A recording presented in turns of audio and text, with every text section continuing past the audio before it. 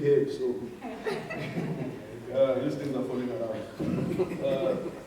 Sanbon, in charge. I'm not used to those things, so I'm going to try and be here with you. Can you see me? Or do you need me to be there?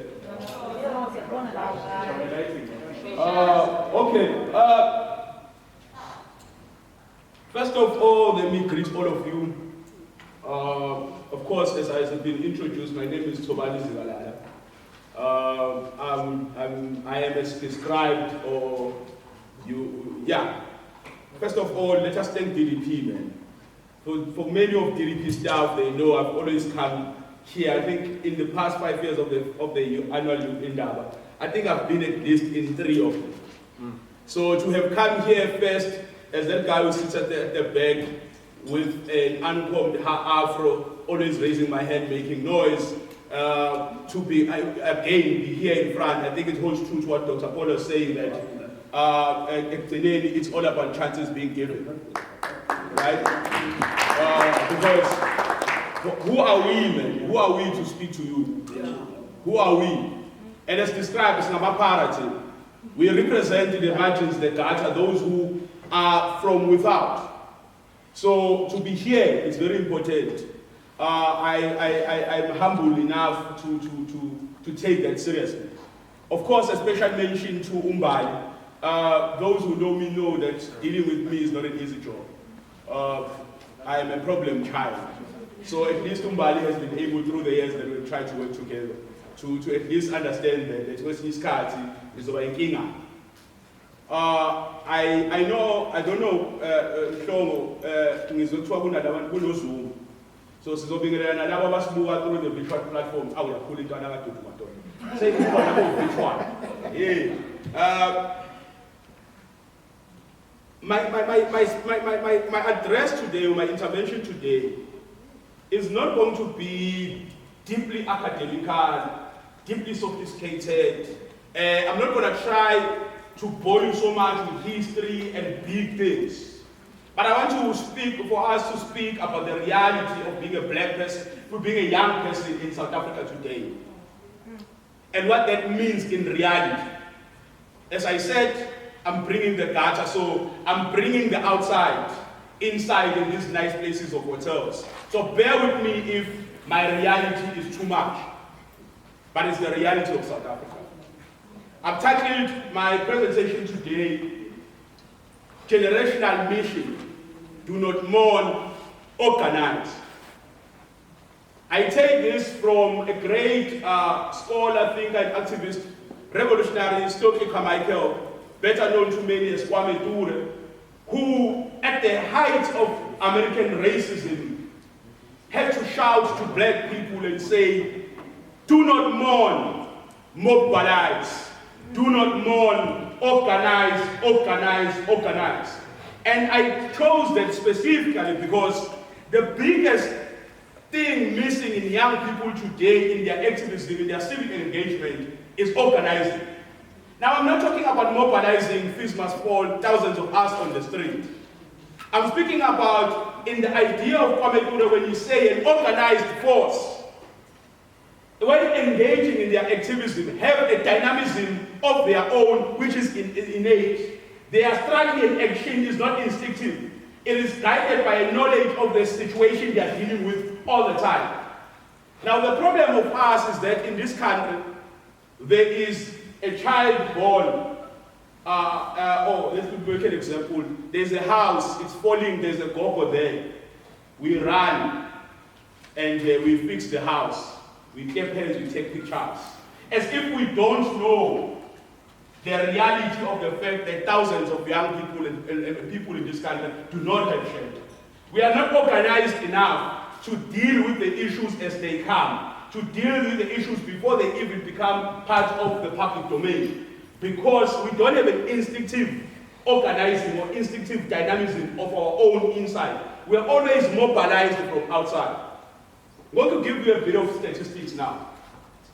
Just it's not that I'm trying to bore you, but just I think I must give you the bit of statistics. I think they're important. What is the situation of young people in South Africa today? 74%, 74.5%, I think, Those who are people of statistics will help me.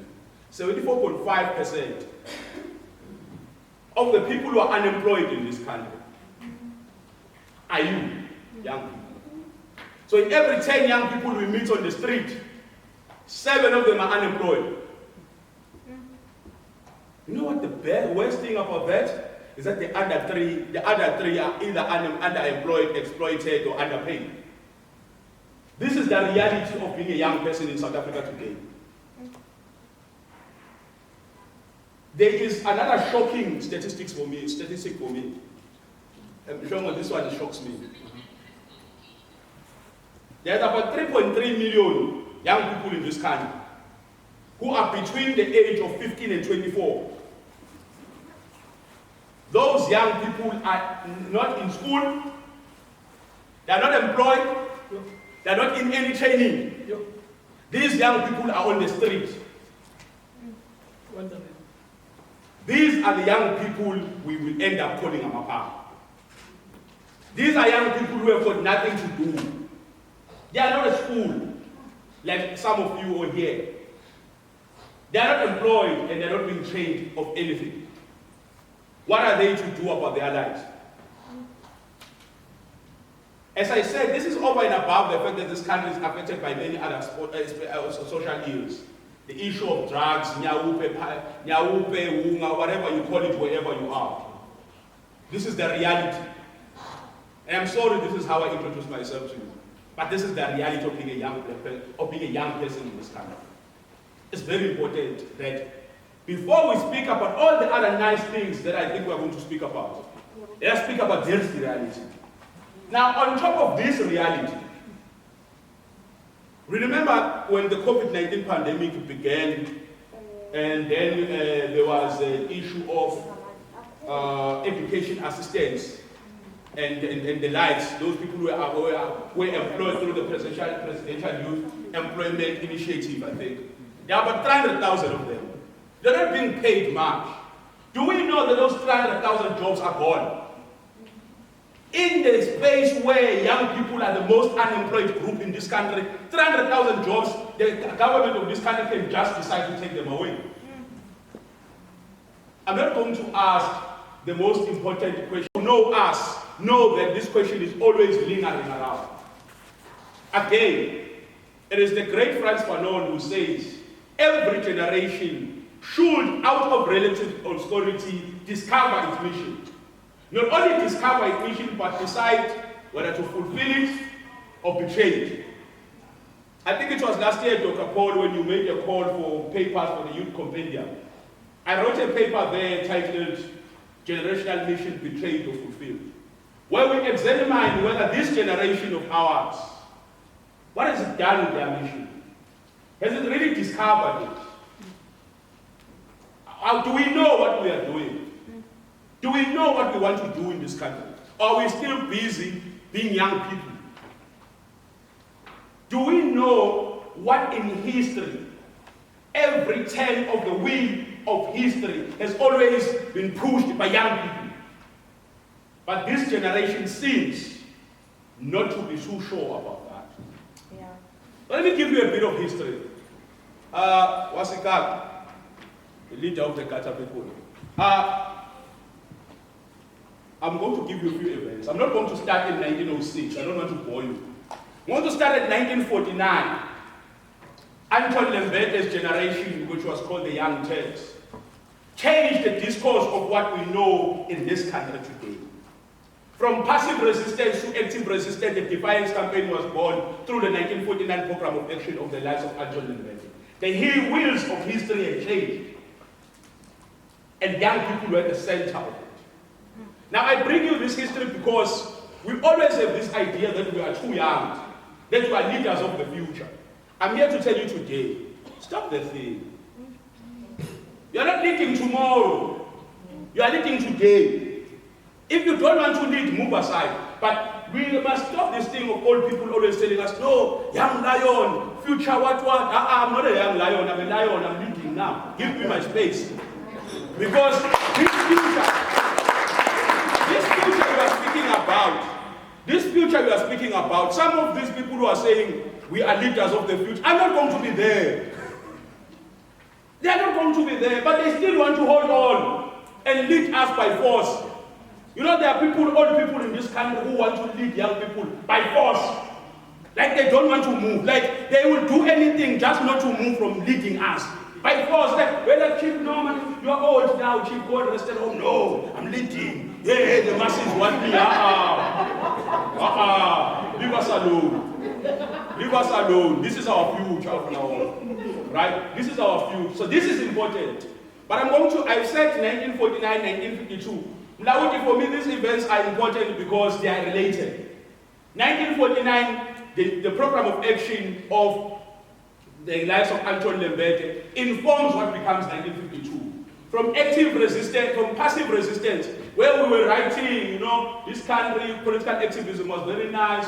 You would write, you would march on the street, you go deliver a paper, to active resistance where the defiance campaign that can born when people start to say, no, we are not going to obey unjust laws, right? So for me, these are important. I'm not going to bore you again with the sophisticated theoretical things that these people are speaking about. But I'm saying, when we get time, we go and check these events, these things, because we are young people. 1961, right? 1960, 1961, again, young people at the forefront. Today we speak about human rights. Of course, some of us don't believe in the human rights day, right? But it's a story for another day. But Sharpeville massacre, we must check how we arrive on that day and the role of young people in arriving on that day. But for me, as what Umbali was reading says, so I'm a student of this type of this generation. The 1968 young people of this country, led by one Steve Bandubigo, changed the discourse of thinking about political activism and what I think is going to be the crux or the nexus of what I'm going to speak about today. Majority of you here are from civic society organization. Am I lying, though? That many of you here are in civic society. By civic society, I mean you are in the NGO, NPO sector, right? You are people who are trying at least to fix the ills that are there from outside government, right? There is something I want to speak to you about today, which I think is very important. So I mentioned this generation because I'm still going to mention it very thoroughly because I want us to speak about certain things. The nexus between politics and civil society, the nexus between political activism and civic society, and how these two things cannot be divorced of each other. And if they are divorced of each other, the other will work to reinforce the status quo. So you can't be in civic society and you don't have a political program. You know, Bigos generation had about more than 19 organizations. You must check when they got banned in 1979, if I'm not mistaken, the so-called Black Wednesday. 19 organizations got banned. Leave SASO, leave the BCP. There were many other organizations which were part of what we today we know as the Black Consciousness Movement. There were civic society organizations.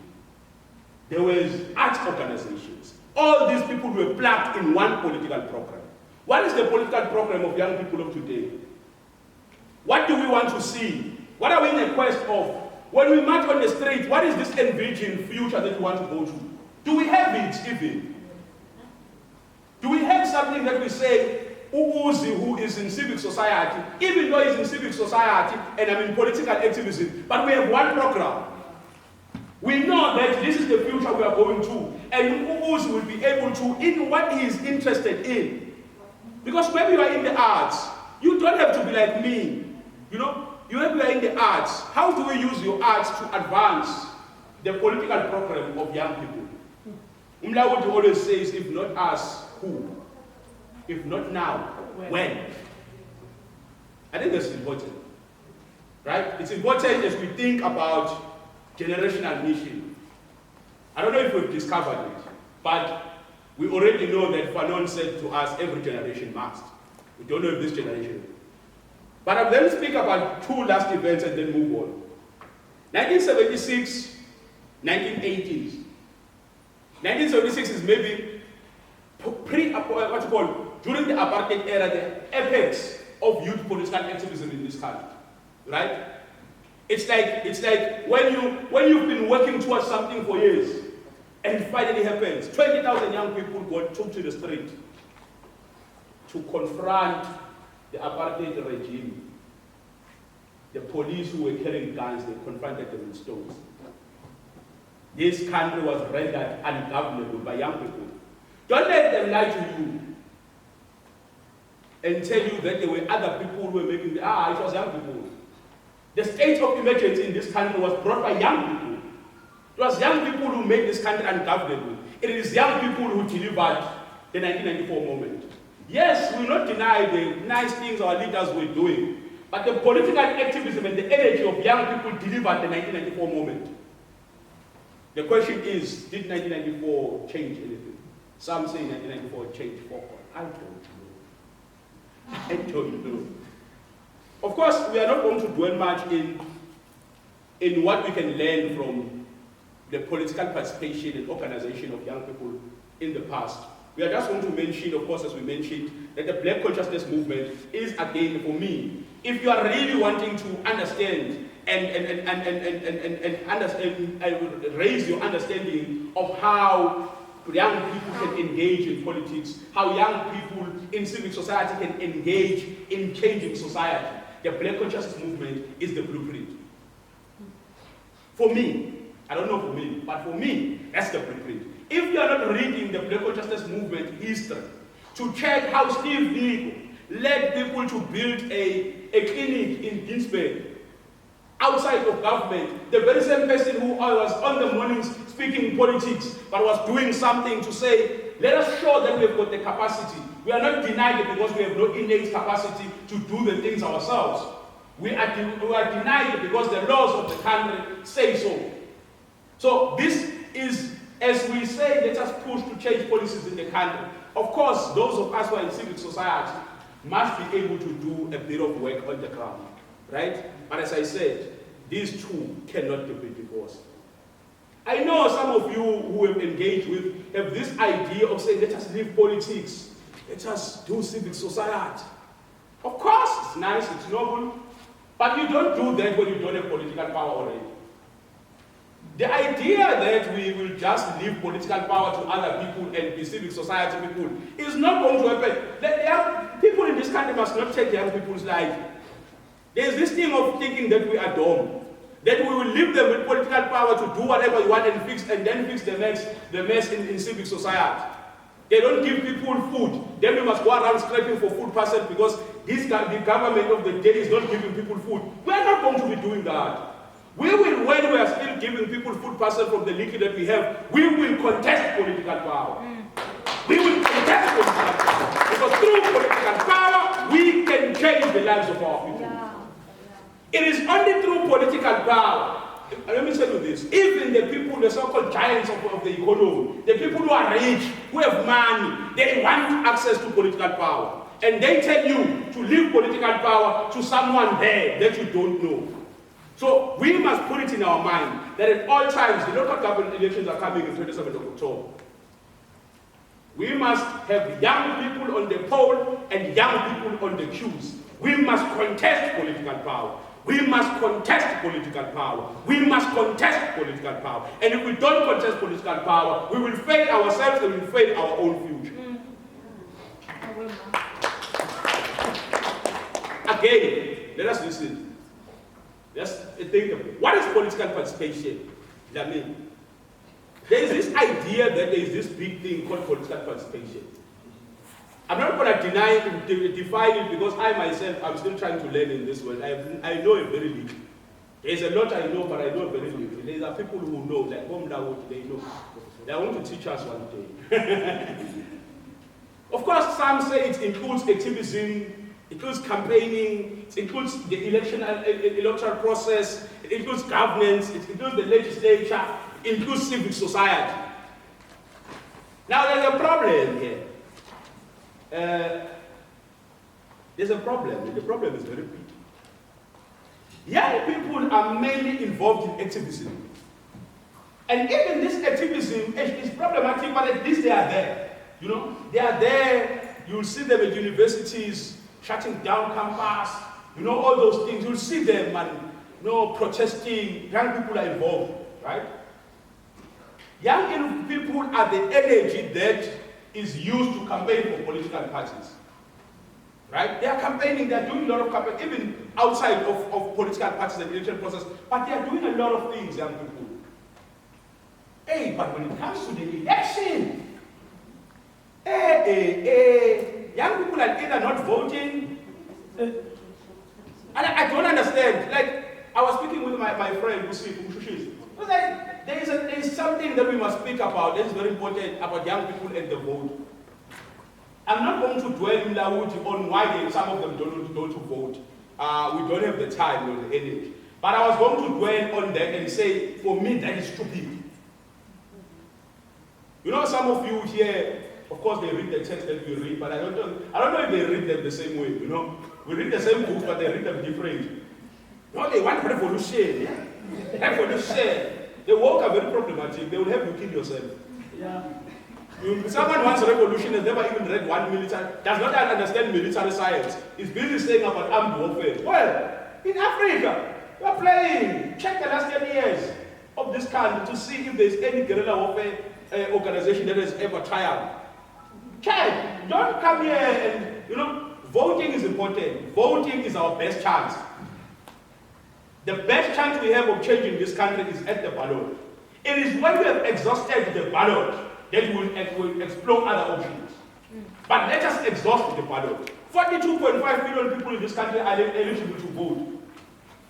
26 million of them are registered to vote. 18, about plus minus 18 of them go to vote in the last elections. Then you are telling me that you have exhausted the vote and the vote doesn't count. You haven't voted. Vote first. I'm saying, let me repeat this number so that you can see the disparities. 42.5 million people in this country are eligible to vote. 26 million of them are registered to vote. In the last election in 2019, about 18 million of them went to vote. Where are the others? Why are they not voting? If we are saying we want to amplify political participation, what does this political participation mean? Do we need to push young people to read political party manifestos? Are the political party manifestos available? Are young people participating in community meetings? Are young people participating in IDP meetings? Do they know who their councillor is? Because we can waste our time here and say, no, we are being shut out, but we ourselves must take the responsibility of our own future. We cannot continue to be bystanders, to be fans, like we are sitting in a podium, in a stadium, clapping for Kaizer Chiefs and Orlando Pirates, because you can't play yourself. This is a game that we should be playing. This is the game that we must be a center of. This is the game that affects us. It affects our future. We cannot continue to stay away from the election. Of course, I saw nice things other people are talking about, young people in the poll and in contesting and candidates. It's very nice, we must push for that. But as I move to the close, I have two things to say. I still don't have time. I don't have time. I did say that. I speak a lot. I have two things to say. Then I'll sit down. One is, what I said was important. The nexus between politics and civil society. Again, I repeat. Politics is about power and authority. Politics is about power and authority, how it is derived, how it is used, how it is maintained in the service of discharging public goods. This is politics. Now, is civic society devoid of this thing? Because there's this idea that there is politics and then there is civic society. Whereas we are all concerned by the same thing. We are concerned by one, power and authority, because even in our organizations, these small organizations we have, there is an issue of how we derive power, who has the authority, where do we get it? So we are always navigating and engaging ourselves in this process of analyzing, okay, there's a councillor here, he's the one who has authority over the... We are always, but there's this idea that because we're in civil society, this is as far as we can go in engaging with politics. Right? And the problem of politics people, they don't want to play a role and become closer to civil society people. So there's always this thing. Whereas there's the crisscrossing of space, and we must be working together to make things work. Right? Again, I repeat, this is all possible if we have a political program of our own. If we don't, we must as well leave this thing. Go work somewhere. I don't know where you're going to work because there's no jobs in South Africa. I don't know. Just try something. Just forget, because you can't. The problem is, during the Feast Must Fall movement, right? We're marching and all those things. The problem is we don't understand the magnitude of some of the actions that we take. Right? We don't take seriously the actions that we take, right? And we don't understand their magnitude. So you go out in this country, you demand free, decolonized, quality education. 23,000 of you go on the street. But because you don't understand the magnitude of what you are doing, it's very easy for you to just leave it and like, okay, 0.5% increase, sharp, great. You provoke the state, but you have no organization to understand that this thing I'm doing is big. Some of us who are doing these things, they think these things are a joke. They think it's nice because we are going to appear on TV. It's nice because we are going to be interviewed on radio. Because it's nice because pictures of me are going to be taken in a crowd. You know, they think it's a popularity contest. It's not. This is about people's lives. If you are not serious about it, move aside. Let those who are serious, who have been doing it for years, like people like us, who have been doing civil society work for years. I know YA is about 10 years now. So you've been in the game and you know what you're doing. You're not here just because people must clap hands for you. And people must see you. You are doing work, serious work. But there are people who think this is a shortcut.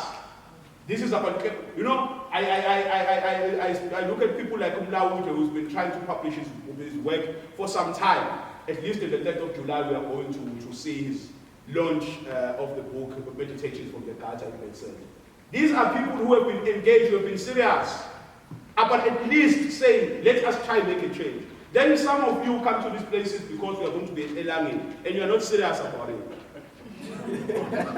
It pains me because it pains me, really, it pains me, because some of us have dedicated our lives. Our lives have suffered because of this thing. Many of our friends are lost. Many of our friends are wallowing in depression because they were too serious about this thing with people who are not serious. Yeah. And we left them hanging. Some of our peers are in jail because we are not serious. We are just excited little kids who are doing things. For me, that is a problem. But again, let's think about Commentator as I sit down. Organization versus mobilization. What is it? What is the difference? An organized force moves when even there is no influence and motivation from outside. It moves because the dynamism, the motivation is intrinsic, is in them inside. A mobilized people is moved by forces from outside, right? This is why Commentator says we must have a dynamism of our own. Because if we are mobilized, most of the time the proceeds and the change that come from our actions are not determined by us. They are determined by the forces outside. If we are organized, we can even organize that Ngubane, when we are done here with removing this council, we are going to put Ngubane. We know from the beginning. But when you are mobilized, I see fully cancelled, horse, I see fully cancelled, horse. Yeah, you put cancelled. Babu is supposed to be catch who smell that. Right, so I don't know this one. Yes, it's all coming. Yes, it's all. It's a now. A mobilized force is different from an organized force in the fact that the dynamism is owned by the organized force, but the mobilized force does not own it. The mobilized force owns even the proceeds or what comes after their actions, right? Let me speak to this and then sit down. The idea of consciousness is also being conscious about what I was speaking about, being conscious of the actions that you are taking and their result. Right? What people just do, who are not conscious of the actions, the magnitude of the actions they're doing. Yeah? So, Commentator then says it is the duty of the conscious to conscientize the unconscious, not just to make them conscious, but to make them conscious of their unconscious actions, and so drive them into consciousness.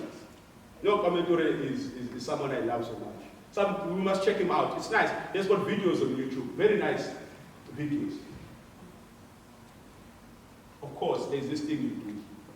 Hey, Lauti must lead. Hey, because why he's young. Hey. Okay, fine. The problem is that you are going to get him Lauti, going to get Uz or Sandy to say they must lead because they are young. But Usandile has no problem with the society where we are unemployed. But you want him to lead. You even march for him. He has no problem. Usandile today is eating alone whenever you are hungry. Then comes to you and say, hey, the cause of young people. But he's eating whenever you are hungry. He's eating with the people who are making you hungry today. They are clapping hands in hotel today now. They are saying, no, Zimbabwe, that's cool. You tomorrow are going to say that young person must leave. What am I speaking about now? Age versus ideas. Do we have a political program of our own that every young person that we support must be guided by? And if they don't show allegiance to that program, they are not our own. We have young people who are old in their minds, who are doing the things that we say old people are doing. We can't, that's not the young person we want. We don't want your age. We want your ideas. The qualifying thing is, yes, you are young, but what is your ideas? What do you envision for us? Because our situation is dire. What are your ethics? What are your morality? Thomas Sankara introduced to us that leaders can be at the service of the people. Leaders can claim political power and not use that to enrich themselves, but to give to the people. That there is no problem with a state president going to a MCA, because this is what he provides for the people. That is where he must go. This is what Thomas Sankara gives to us. That leaders of this country need not to go to Mhlanga Hospital, because they provide for us MCA. You can't have a situation where a leader of society, there is a school next to where they stay. I went to Ngabagazulu. There is a school there. There is a council. Their child is not going there. Their child is in Kenwood Boys High or 15. But that's what they give to us in Ngabagazulu. It's a problem. It's again an issue of ethics and morality. This is what we must infuse in the young people we say must push us into the future. Not this mambo jumbo of just giving everyone because they are young. Unity for what purpose? Unity, J, or principled unity? What are the principles of this generation? Where are we going? Right? This is what I think when you go to your commissions must guide you. Do we want a youth-biased economy? Or do we want a youth-centered economy? Do we want 30%? Just they don't give us 20%. When they're giving you 30% or 40% or whatever these percentages they give you, then it's fine, they've done everything. Or do we want the economy to be so wired in such a way that there are no barriers to entry to young people so that we don't need 30%? We can go as equal as everyone. Right? I hear these nice things of BE and whatnot, they're nice. The problem I have is that this country is not centered on the disenfranchised, on the guards, on those from the margins, to make sure that they are pushed up to be equal to others in society. What we do is to say we are biased towards them, then we give them a quota. And the problem is that those who control the economy, once they've met the quota, they are no longer letting you in. Because they've met the quota. We don't want to be ticking boxes. We want to be in charge of our own country. Again, I repeat, what's a generational mission in the world?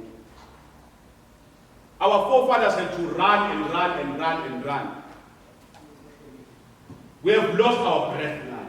We can't breathe anymore. Therefore, we can't run. And when we can't run, it means we must take the issue head on because we can't run anymore.